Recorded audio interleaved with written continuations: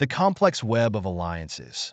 How Europe was poised for World War I. Imagine a world where a single event could set off a chain reaction, leading to one of the most devastating wars in history. In the early 20th century, Europe was a powder keg, and the spark that ignited World War I was the assassination of Archduke Franz Ferdinand. But what made Europe so volatile? The answer lies in the complex web of alliances that had been spun over decades. These alliances, meant to ensure peace, ultimately pushed Europe toward war. Today, we'll unravel this tangled web and explore how it set the stage for World War in the 19th century. Europe was dominated by a delicate balance of power. Major nations like Britain, France, Germany, Austria-Hungary, and Russia were constantly jostling for influence and control. To maintain stability, these powers formed alliances, hoping to prevent any one country from becoming too powerful. But these alliances were not just about friendship. They were about self-interest, security, and the fear of being left vulnerable. Each nation sought to protect itself by aligning with others, creating a network of treaties and agreements that were supposed to keep the peace. However, this network was more like a house of cards, ready to collapse at the slightest tremor. By the early 20th century, Europe had divided into two major alliance blocs, the Triple Alliance and the Triple Entente.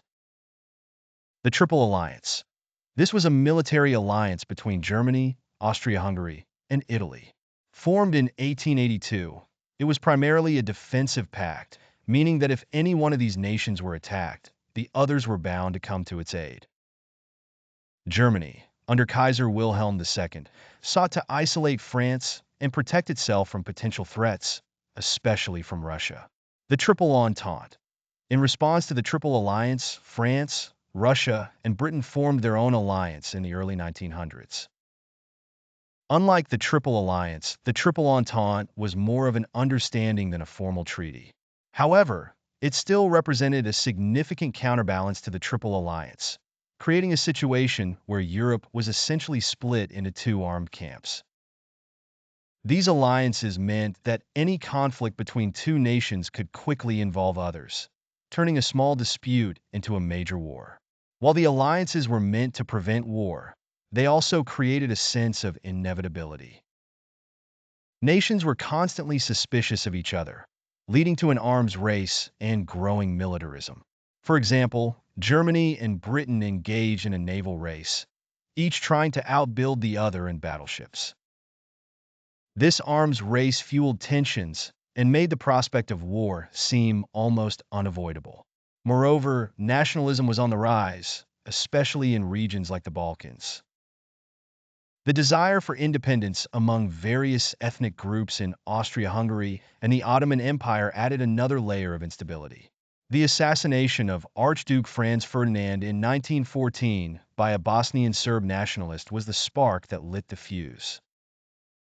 But the underlying tensions had been building for years.